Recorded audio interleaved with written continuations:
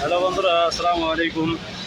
আজকে আমি কাজে আছি আরব উপমহাসাগরের পাশে আর কি। এই যে আমার পিছন পাশে যেটা দেখতে পাচ্ছেন ওটা কিন্তু আরব উপমহাসাগর। আর এটা আছে রাস্তা। আর এই পিছন পাশে কিন্তু এই বিল্ডিংটা তৈরি হইতেছে, এখানে আজকে কাজে আছি। এটা অনেক সুন্দর একটা বিল্ডিং তৈরি হইতেছে। আর এই জায়গাটা কিন্তু অসাধারণ একটা জায়গা। রাস্তাটা দেখি মনে হয় ইউরোপ কান্ট্রির রাস্তা। ওটা অনেক সুন্দর আর কি জায়গাটা। আর এখানে বিল্ডিংগুলো অনেক সুন্দর সুন্দর করে তৈরি করা হচ্ছে। আমি এখন রাস্তাটা পার হব, আমাকে মূলত এই পাশে থাকতে হবে। এখন বাজে 12টা, ডিউটি শেষ করলাম, গাড়ি আইব, গাড়ি আসলে বাসার দিকে যাইতে হবে আর কি।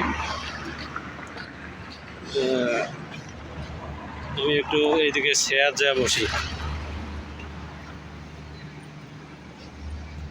আল্লাহু আকবার। দুবাইতে বর্তমান পর্যাপ্ত পরিমাণ গরম আর রোদ। দুবাইতে বর্তমান থাকাটা খুবই মুশকিল, এখানে কাজ করাও খুবই মুশকিল। আর আল্লাহ এমন শরীর দিছে, সহ্য হয় না রোদ, রোদে গেলে রোদ সহ্য হয় না। আর শ্যামার ভিতরে কাজ, এই যে দেখেন পুরা শরীর কাঁচরা হয়ে গেছে। কি কাজ করিবেন, সব কাজতে কষ্ট, কষ্ট ছাড়া কোনো কাজ নাই। বিদেশ মানে হচ্ছে কষ্ট।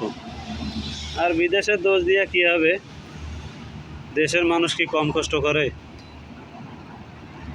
দেশে তো পর্যাপ্ত পরিমাণ মানুষ কষ্ট করে।